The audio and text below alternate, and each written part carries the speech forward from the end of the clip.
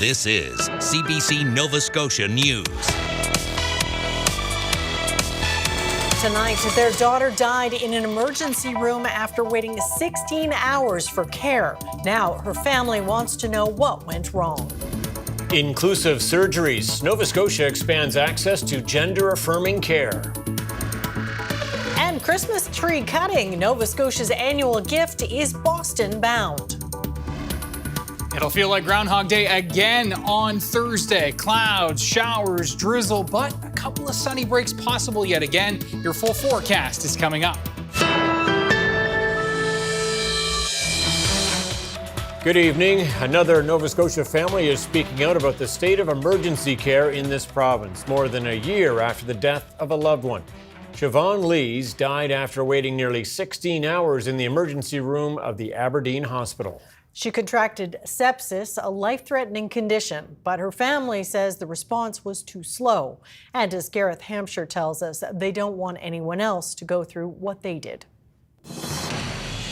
About 14 months after Siobhan Lees died following a nearly 16-hour wait in emergency, her parents are still fighting for change. Because I never want another family to experience that.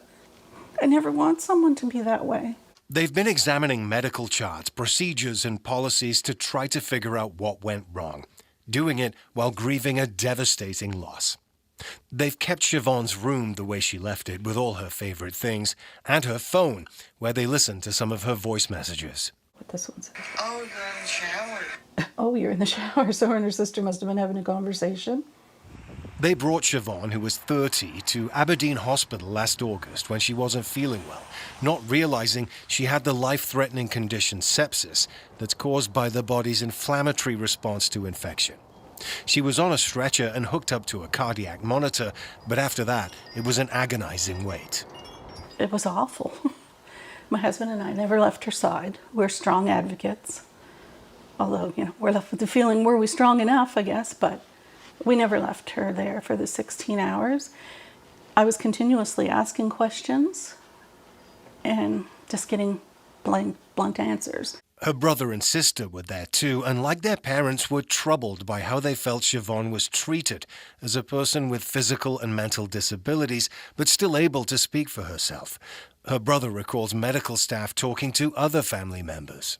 It pains me to think about there's people in that emergency room or an emergency room anywhere across this province that are experiencing the same sort of treatment and there's no advocacy there. And I just can't live with myself if I let that happen and I could do something about that.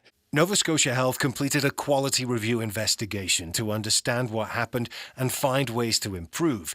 Its statement said, physician and operational leaders continue to meet with the family regularly to share updates, listen to their concerns, and provide answers to their questions. Several recommendations were made in the review, but the family don't know what's different today. We know nothing brings her back, but we also know that she can be the person to create change.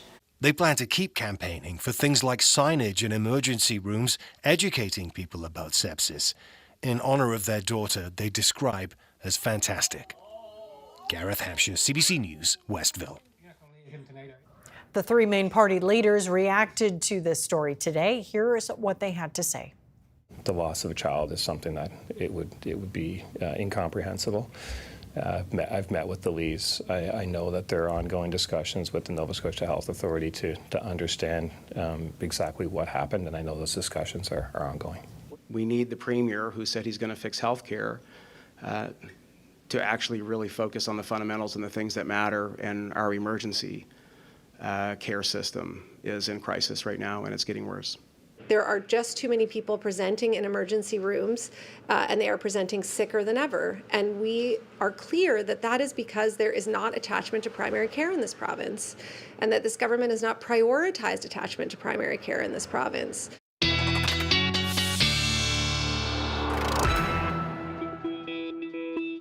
Ryan Snoddon with us now on a day when some of us saw the sun at least. A couple of breaks in the gray skies. Couple of breaks, and it's all it takes to get a little pep in the step, for sure.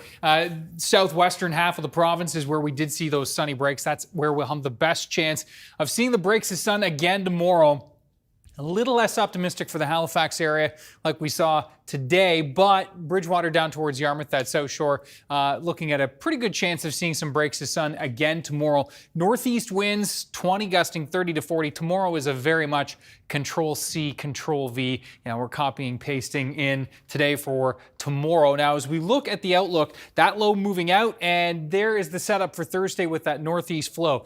We will see a change in the forecast. Wetter conditions on Friday. A band of rain will work its way in throughout the day. That is not going to be our substantial shot, though it will bring some rain. It's as we move into Friday evening and overnight, this secondary band of rain, and a third possibly as we move into the Saturday time period, and even more than that into Saturday evening. So that will add up. We'll have a breakdown on how much could fall by the end of the weekend with your full forecast coming up. All right. We need it. Stay tuned for that. Thanks so much, Ryan. Thank you. RCMP were called to a home in Middle Sackville this afternoon after a school bus crashed into 4 parked vehicles and a building. It happened on Executive Drive just before 2 o'clock. A spokesperson for the RCMP says the driver had a medical emergency, which they believe led to the crash, but no students were on board. The driver was brought to hospital and no one else was injured, according to police. Nova Scotia now has a program for gender-affirming surgeries that help people make their chests more masculine or feminine. It's the first time the province has had a dedicated program with specially trained surgeons for this kind of health care. Andrew Lamb reports. For the first time, Nova Scotia Health has a dedicated program for gender-affirming chest surgeries, commonly referred to as top surgery. The program began with the recruitment of one surgeon last year. Then Dr. Nadeem Jukadar joined in September. I'd always, just growing up, wanted to give back to the LGBTQ plus community in some way, and I didn't really know how. Jukadar is part of the 2S LGBTQ plus community himself. He says it's gratifying to provide gender-affirming care. I always say to people, if you could spend one day in clinic or in the recovery unit after the OR, I don't see how anyone could not be moved beyond belief by this care. The plastic surgeon has returned home to Halifax after receiving specialty training and working in Toronto. I've never had something that's been more rewarding in my life in any field, truly. I've never been happier at my work. Advocate Veronica Merrifield says the program will reduce travel expense barriers that patients can experience from having to go to Montreal. That's where some Nova Scotia patients are sent for gender-affirming surgeries. So people who go out have to go out of province, have to pay upfront and claim it back afterwards. And for many, that's just not possible. Gender-affirming surgeries are life-saving and not elective. That's according to the World Professional Association for Transgender Health. Andrew Lamb, CBC News, Halifax.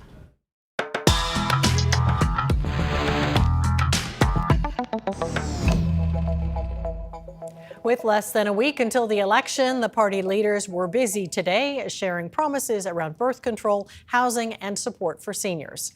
NDP leader Claudia Chender promised to make all forms of female birth control free, saying it would be paid for either by the province or with help from Ottawa. The federal government recently passed pharmacare legislation and has signed bilateral agreements with some provinces. Chender says the Nova Scotia PC government should have been among them. There is federal money on the table. This can easily be done, but Tim prefers to squabble with Ottawa than work with the federal government to expand reproductive health care in this province. Nova Scotians deserve better, and we will deliver better as we commit to expanding women's health care. Progressive Conservative leader Tim Houston was busy stepping up his criticism of the NDP this morning during a 5-minute recap of the PC housing plan. He had this to say about a recent claim by the NDP leader. Voters are also right to question Ms. Chender and the NDP, who have a housing plan that, to put it kindly, is based on a typo. The NDP claims rents in this province have gone up 70%, but if you search high and low for how they came up with this number, you will come up empty-handed. Houston says the NDP got their math wrong. The party has admitted to that mistake. In a statement to CBC, the NDP campaign said, quote, an error was made by campaign staff while interpreting the data from rentals.ca, and the leader was briefed with incorrect statistics. Meanwhile, Liberal leader Zach Churchill said today his party has the best plan for helping seniors to remain active and in their own homes. Churchill says the PC plan focuses too much on long-term care beds. The majority of seniors that we know in our communities that I talk to aren't just sitting around waiting for long-term care. Our seniors are actually the bulk of our volunteer force.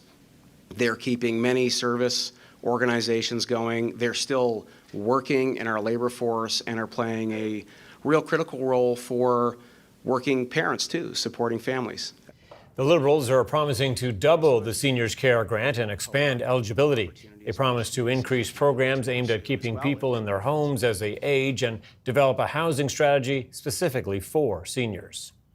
In this election, the PCs have tried hard to link the provincial Liberals to the less popular federal Liberal Party. And that association may be shifting votes, particularly in the fishing communities in southwest Nova Scotia. People there are upset Ottawa is not doing more to crack down on out-of-season lobster fishing. And as Jean Laroche reports, that's making life difficult for Liberal candidates. There's a cold wind blowing, but Ronnie LeBlanc is getting the kind of warm welcome Liberals have enjoyed here for decades. I'm voting Liberal, says this man. That's been the majority view in Clare for 31 years. But the political winds are shifting in large part because of what's happening on the water and what fishermen here are calling a nearly unrestricted illegal lobster fishery. LeBlanc is not shy to voice the frustration felt by his constituents. I'll be the first to say that the federal government has not done its job here. The federal minister has abdicated her role. He says that lack of action in Ottawa is hurting the Nova Scotia Liberal brand. There's no question that there is a bit of drag from the unpopularity of the federal government, but in the end we're electing a Nova Scotia government. The rookie PC candidate in this race is getting a warmer than usual reception at the door. He attributes that in part to concerns over illegal fishing. We have to keep the federal government accountable, and that's by contacting and reaching out to the federal minister and continuing to put pressure on DFO to enforce the laws that are already in place. Robichaud is pushing to be that voice for the community, even if winning here means an uphill battle. Since 1993, Clare's been represented by a Liberal candidate, or a Liberal MLA. But people are really engaging with somebody that's youthful, that has a voice for the new generation. The PCs have consistently placed second on the ballot, sometimes thousands of votes back, but in the last election that gap was only 301 votes. Traditionally, the NDP has garnered little support here. The party's candidate is Dre Taylor, a Dal architecture student. Jean Laroche, CBC News, Halifax. Well, there are exactly 5 weeks to go until Christmas. And this morning in Antigonish County, they were busy kicking off the holiday season. And they were doing that with a tradition that dates back over 100 years, sending a tree to Boston. Brett Ruskin has more. Nova Scotia's tree for Boston has been cut down for another year. You can see the tree behind me here. This is in Antigonish County, Nova Scotia. It was a 13.7 meter tall white spruce tree that was cut down, lowered down slowly to the ground, and then it's going to be transferred soon to this flatbed truck. This is an annual gift, a donation, a gift for the people of Boston from the province of Nova Scotia, from the government of Nova Scotia, as a result of what Boston did in the aftermath of the Halifax explosion. December 6, 1917, two ships collided in the Halifax harbor. They exploded and leveled a significant portion of the city. Nearly 2,000 people died in that explosion. And in the aftermath, in the hours following that explosion, Boston sent a train with medical supplies and medical personnel to assist Halifax in the time of need. So now, every year, Nova Scotia sends down a tree to be decorated and put up in downtown Boston. So, again, the tree is here. It's going to be transferred to this flatbed truck to begin its long journey down to Boston. Brett Ruskin, CBC News, Antigonish County, Nova Scotia.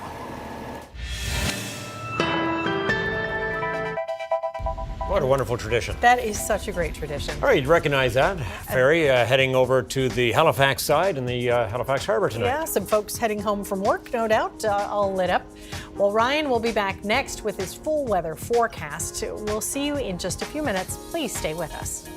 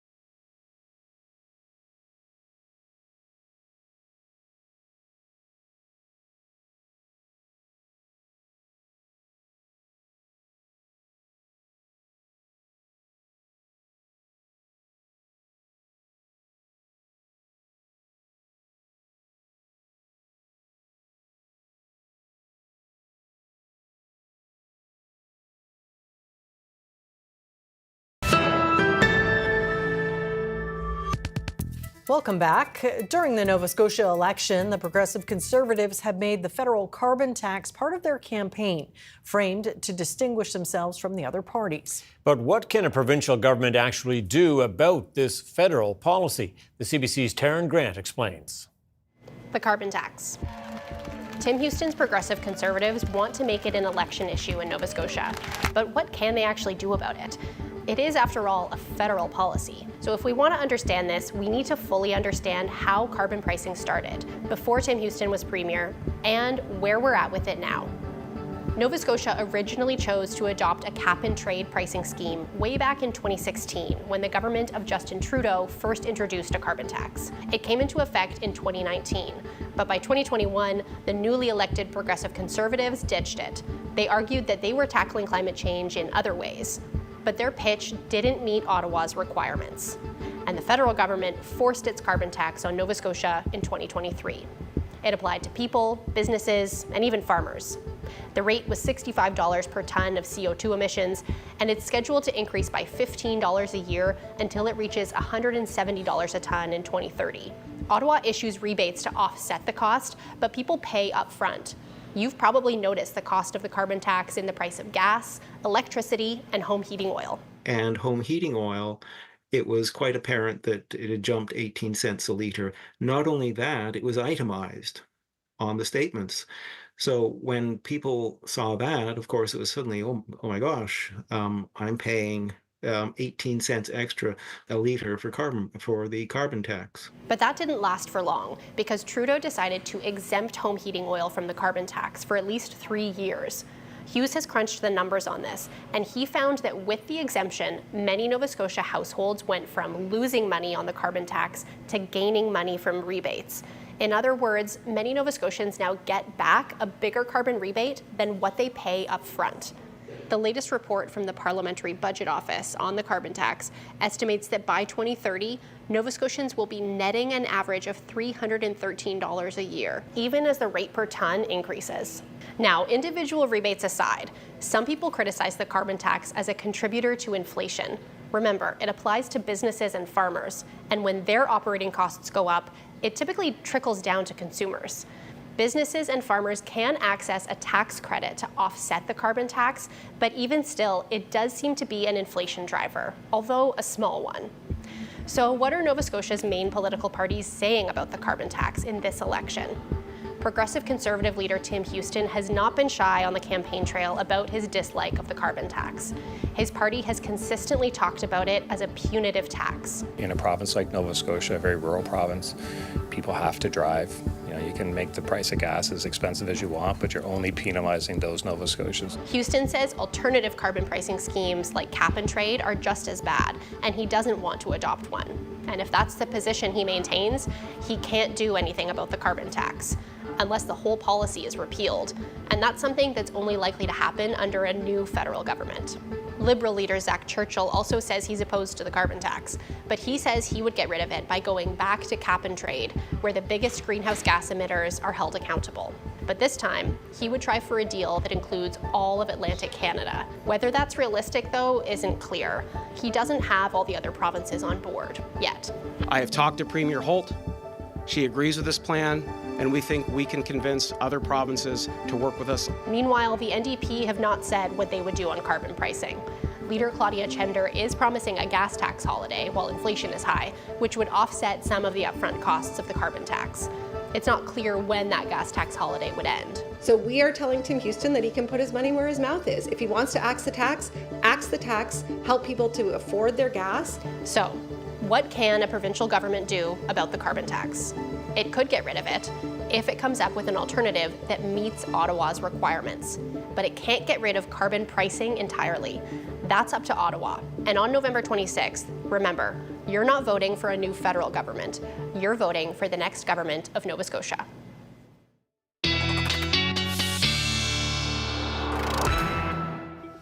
All right, let's talk weather now. Ryan Snoddon with us at the desk, and sun. We can't stop talking about the little tiny bit of sun we got. It was much, precious. Did you see it? Did you see I it out saw the window? Yeah. Amy was out for a few minutes and said, "Guess what I just saw out there?" A stranger. Yeah, it's true. And yeah, listen, it was great to see it shining, if even only through the office windows. But yeah, we will see the potential for a taste again for tomorrow.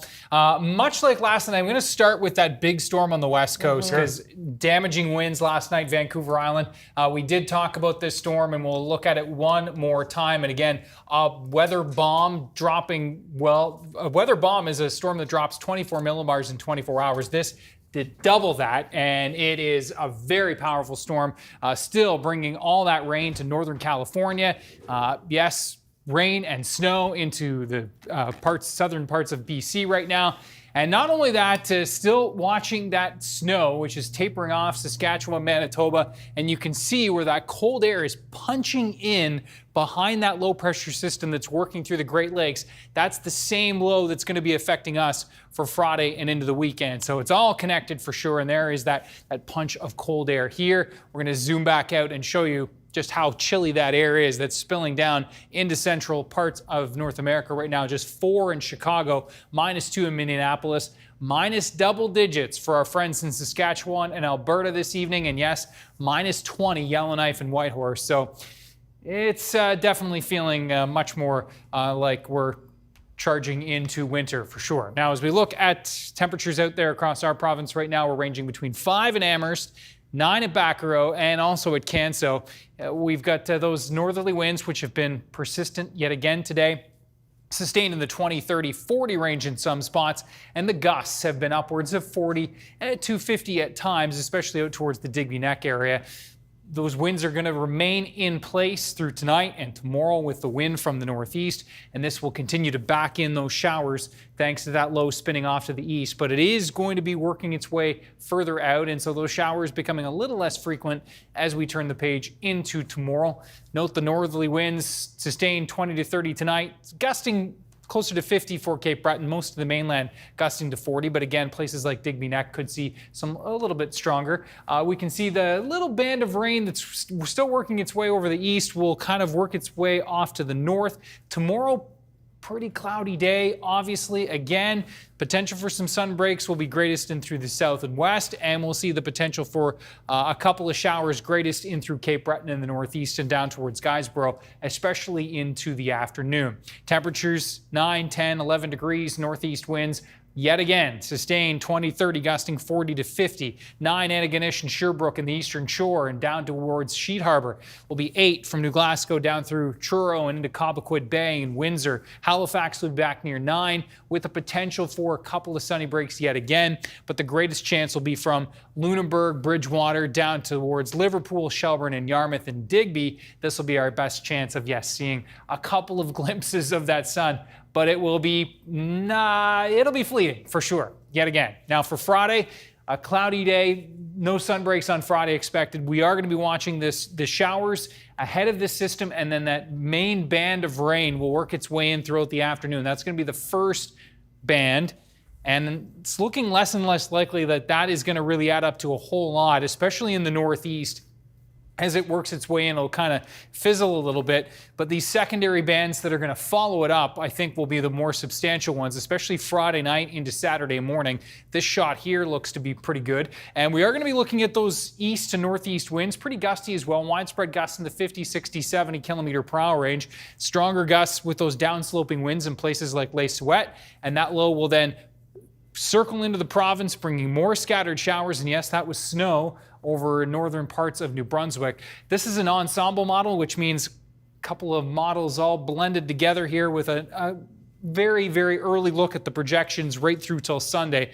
Fingers and toes crossed, this will be kind of a widespread 20 to 30 millimeters for Nova Scotia with the potential for a little bit more, especially towards the east. And again, we need every last drop of that, so we're hoping that that's going to come to fruition. Showers Sunday, could even see a few flakes by Sunday night. Chance for some sun on Monday before our next system moves in on Tuesday. You mentioned it again. There's always hope, right? All right, thanks so much, Ryan. Thanks, Ryan.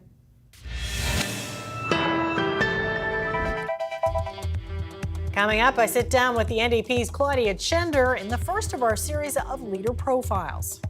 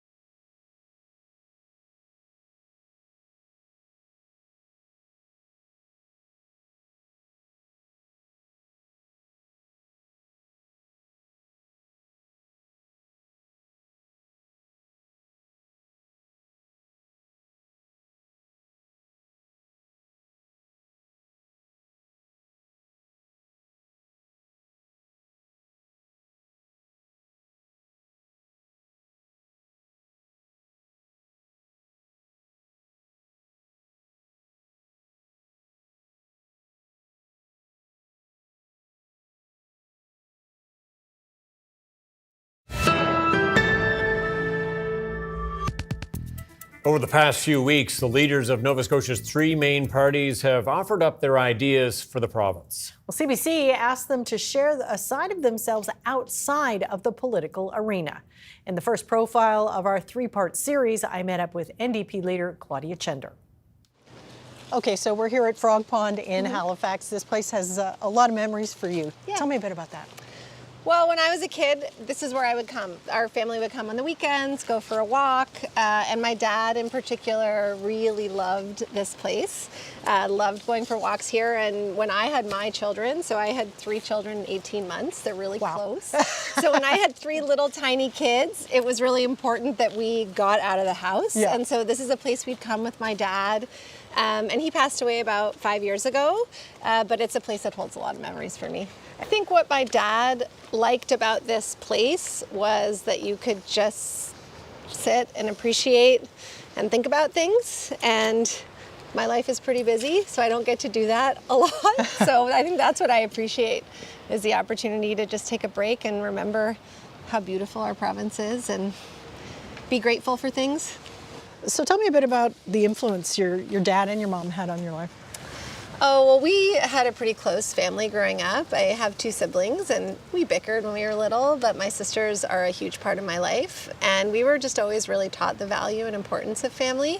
Now, your parents grew up in the shadow of the Holocaust. How did that shape who you are and what you learned? Yeah, 3 of my grandparents escaped from Europe during the Second World War. All of my grandparents lost their families. And so they were all able to come and start new lives and have children and, you know, be successful in lots of ways. But I think they never took that for granted. And I think that's something that definitely carried through my family and through to our family now, that it's important to cherish the things that you have, that family comes first, and that it's important to be of service to your community. Now, I've heard you describe yourself as a soccer mom. Yeah, what does that all entail? And that's not an insult by any stretch. No. I wear the badge with pride. Yeah, it's not just soccer. I mean, I think that's part of it. I think for us, family is so important, and my kids are really active. So I have a basketball player and a soccer player, and my daughter is a dancer. And so we really prioritize them being able to do all of that. And I know, you know, for our family, but for so many families, that's not easy, right? It's expensive, it's time consuming. It means that a lot of your life gets reoriented towards your kids. But I feel so grateful to be able to give them the opportunity to follow their passions and what they love to do.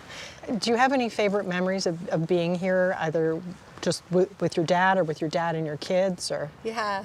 And when my kids were pretty young, I think they were like 3 or 4, we came down here just before Christmas.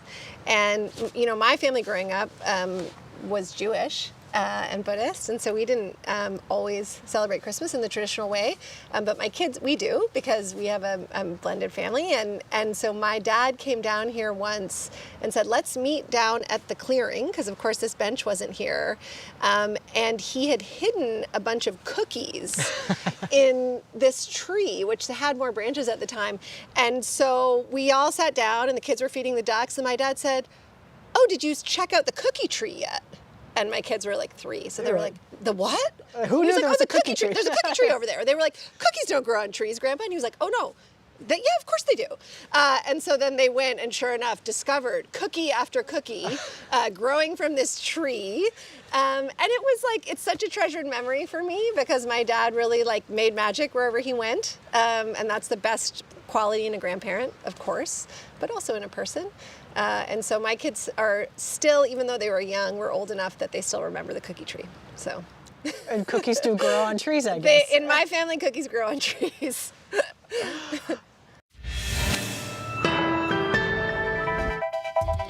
Coming up, tens of thousands of people are without power after a fierce storm battered the BC coast.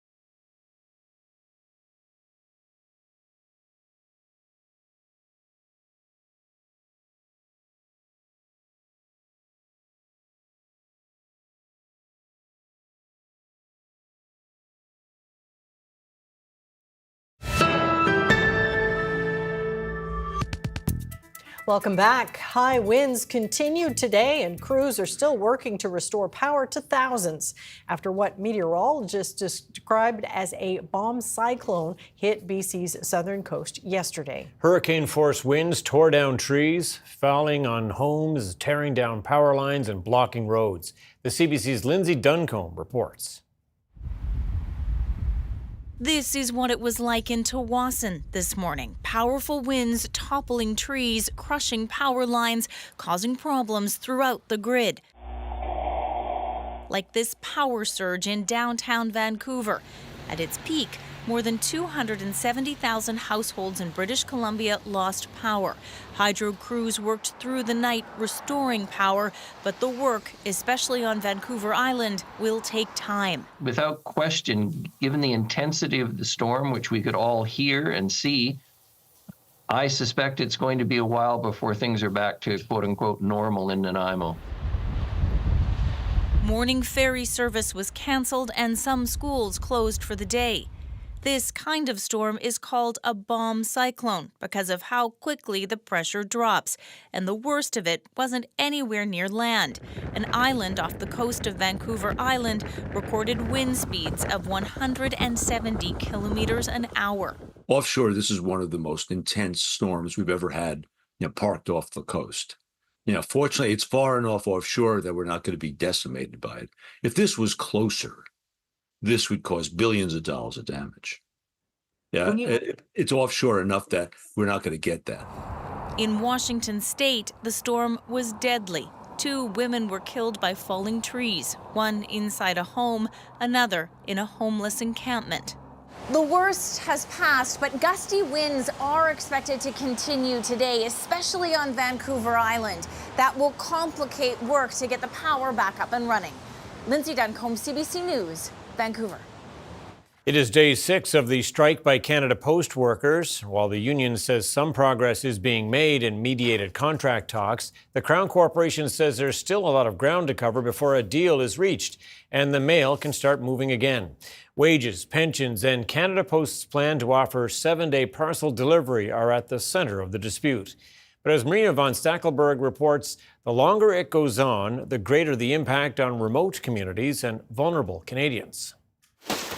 This is where high-priority mail makes its way into the most northern parts of Canada. These planes normally fly into Yellowknife filled with Canada Post letters and parcels. Not anymore. The Canada Post strike is having a huge impact in northern Canada, and it's monumentally more difficult to move stuff than down south. This is a major and complicated operation. From Yellowknife, small passenger planes transport mail to communities in the Northwest Territories. Some of those places, only Canada Post will go. It's a huge logistical thing, and Canada Post really is the only people doing it. FedEx, UPS, all these major companies, they have ways to do it, but Canada Post is an essential service for all the communities of the North. Across the country, charities like the Ottawa Food Bank are missing out on the fundraising they need to do right now through the mail. It's money they'll use for the next year to help vulnerable Canadians. It's a huge proportion of what we receive. Most donations come in over the holidays. The food bank still collects millions of dollars by mailing out requests for support. Even if they are not giving directly through the mail, often the mail that they receive prompts them to go online and make a donation. While most Canada Post workers are on the picket line as negotiations continue, some are delivering federal government support checks, pension, old age security, and the child benefit. We make sure, which is something that CUPW and Canada Post has agreed on, and we're happy to do it, because we have to do it, is deliver their mail. So they will receive definitely their welfare. But many other government support programs are not part of this agreement. So the provinces and territories have made arrangements for people to go to government offices to pick up their checks. Marina von Stackelberg, CBC News, Ottawa. After days of intense pressure on Parliament Hill and beyond, Randy Boissonnault is now out of Justin Trudeau's Liberal cabinet. Boissonnault resigned this afternoon as Minister of Employment after revelations about his former business and past claims of Indigenous heritage. Kate McKenna has the details from Ottawa. The Right Honourable Prime Minister. Speaker, the member for Edmonton Centre has stepped down from Cabinet to focus on clearing these allegations. Today, Canada's Employment Minister, Randy Boissonnault, lost his job. True or false, the Prime Minister should have fired that guy a long time ago. Boissonnault has been facing new allegations almost every day. Questions about contradicting statements about his family's Indigenous heritage. For years, Boissonnault referenced having Cree family members. Earlier this month, he said they were Métis. I apologize that I wasn't as clear as I could have been about who I am. Media reports also found his former business identified as Indigenous-owned to bid on federal contracts when it wasn't. Yesterday, Edmonton police confirmed they're investigating Boissonnault's former business on a separate case of fraud. Boissonnault blames his former business partner for all of it. There's two levels of scandals hit there, and I don't think it's the end of the story for Mr. Boissonnault or the Liberal Party. Who knew what exactly? I think it was too long. I think it speaks to the lack of a strong ethical compass by the Prime Minister and the Liberal government, to have tied up Parliament for this long. New Brunswick's Jeanette Petitpas-Taylor will take on Boissonnault's portfolios of employment and official languages, in addition to her job as Minister of Veterans Affairs. Both he and the Prime Minister obviously came to a decision, and I can only but respect that decision. But Randy Boissonnault is a colleague that I appreciate very much. Randy Boissonnault represented Alberta in cabinet, and the only other Liberal elected in that province is George Chahal. Chahal was one of the MPs who recently stood up and told the Prime Minister he should step down as party leader. Kate McKenna, CBC News, Ottawa. In the U.S., members of the House Ethics Committee have been meeting on Capitol Hill today, where they're expected to vote on whether to release a report on their former colleague, Matt Gaetz. Gaetz resigned from Congress last week after Donald Trump picked him to be the next Attorney General. But his appointment is seen as controversial, even among some Republicans. The Ethics Committee has been examining allegations that Gaetz engaged in sexual misconduct and illicit drug use. Trump and the Republican House Speaker want the report withheld now that Gaetz is no longer a member of Congress. The U.S. closed its Ukraine embassy today, citing the threat of a serious air attack. Canada and several other countries did as well. It came amid Russia's anger over loosening restrictions on Ukraine's use of U.S. weapons. Warning sirens did sound, but no attack materialized. In addition to closing the embassy, the U.S. instructed staff to shelter in place. Yesterday, Ukraine struck well inside Russia with U.S. missiles. Until now, Washington prohibited their use in such attacks. Moscow calls the reversal a serious escalation. In the Middle East, Israeli troops deepened their incursion into Gaza today, bombarding a hospital and blowing up homes, leading to the deaths of dozens of people. Israel also launched a deadly attack in Lebanon, and rockets fired from Lebanon hit a kindergarten in a northern Israeli city. No casualties were reported there, but the regional conflict showed no sign of letting up today, despite new calls for a ceasefire in Gaza. The CBC's Tom Perry has the details from Jerusalem. Lebanon has been a second front for Israel. Hezbollah launched its current campaign of missile strikes against Israel a day after Hamas launched its attack on October 7th. Israel has had to evacuate 60,000 of its citizens from the north. It's also been striking back at Lebanon, killing more than 3,500 people. The United States has had an envoy in Lebanon this week talking to authorities there about the potential ceasefire. He's had some success there. Here's some of what he had to say today after meeting with the Speaker of Lebanon's parliament. So I just concluded another meeting with Speaker Berry. The meeting today built on the meeting yesterday and made additional progress.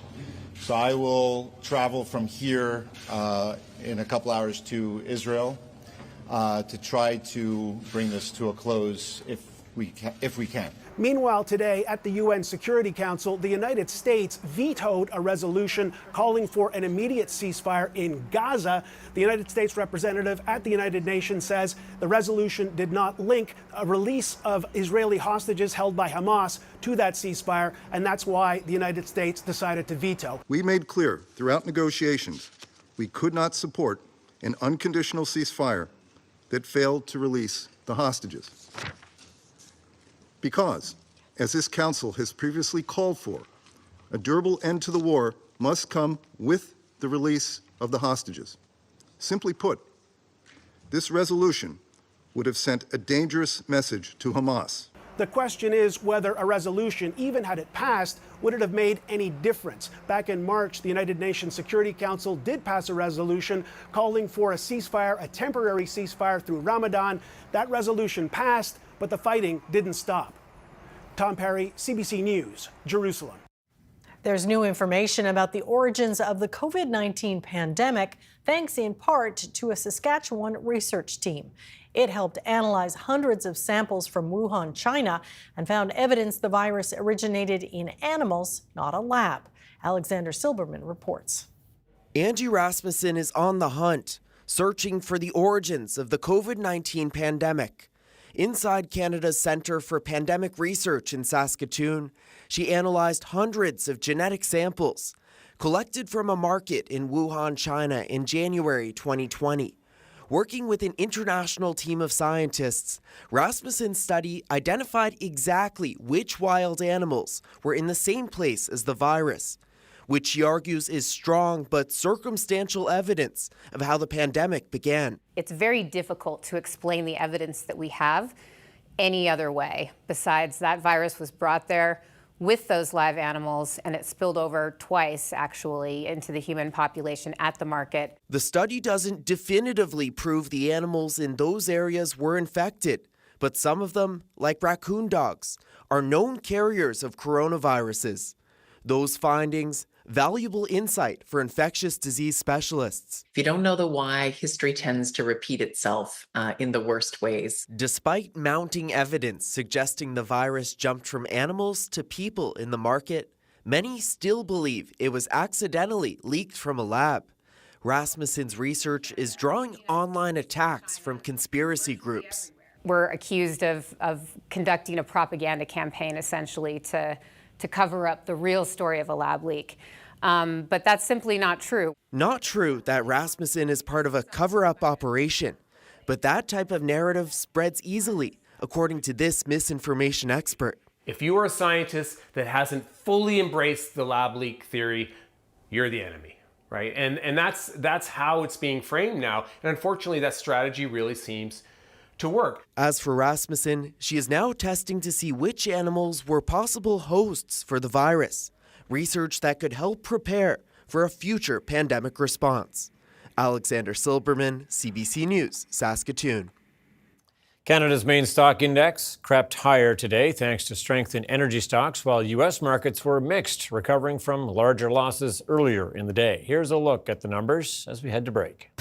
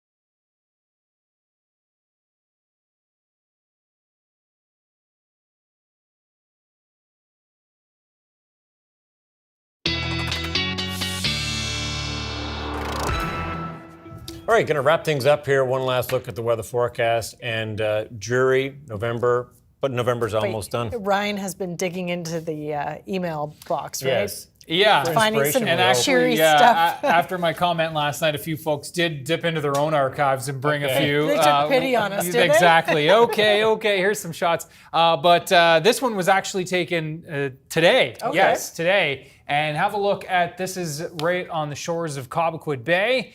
And a beautiful shot here from, I believe it's Tenny Cape. And have a look at this. So, looks a little rainbow. A yeah, white rainbow. it does. It has that rainbow look, but Darlene said this stuck around for a really long time. Okay. And so this would, to me, looks to be cloud iridescence, which is essentially the sun reflecting off water droplets in the sky that are kind of, right there. There's likely some maybe low-level fog there, or the clouds. It's basically reflecting off the clouds instead of reflecting off rain, which a normal rainbow does. And yeah. Pretty either way. Is there a pot of gold at the end of that, do you think? I think there might be. Okay, let's hope so. There's at least a little bit of sunshine. Yeah, that's good. That's a prize in itself. That's worth its weight in gold, isn't it? Have a look at Thursday's forecast. And again, it's the southwest that has the best chance to see the sun, but can't rule it out over Cobequid Bay. Again, like we had yesterday and again today. Halifax, the potential as well. The further northeast you go, the less likely it is with that northeast flow tomorrow. Now for Friday, the wind's more easterly, temperatures ranging between 8 and 10 for most, a little bit cooler in those onshore winds for places like Sydney, and then that low again will continue to wander out. Let's have a look at the rainfall outlook one more time. This is Friday morning through Sunday evening. This is a kind of a long-range projection here for a few days, so take this with an extra grain of salt, but that would be beneficial. Looks like the minimum kind of bar is 20 millimeters, so we'll look forward to that. Okay, thanks, Ryan. Well, a Greek man who uses ancient techniques to create pottery has received a big honor. His work is being added to UNESCO's lists of intangible cultural heritage. His pottery is rare because he produces the clay from local soil and uses a traditional kiln, which uses olive pits as fuel. He also paints with natural lime. A mechanized press can work at 10 times the speed of an individual potter. UNESCO's intangible list includes customs most at risk of disappearing, and it is designed to protect traditions that are passed from one generation to another. He does some nice work, doesn't he? Yeah. That's it for us tonight. Thanks so much for watching. We'll see you next time. Good night. Good night.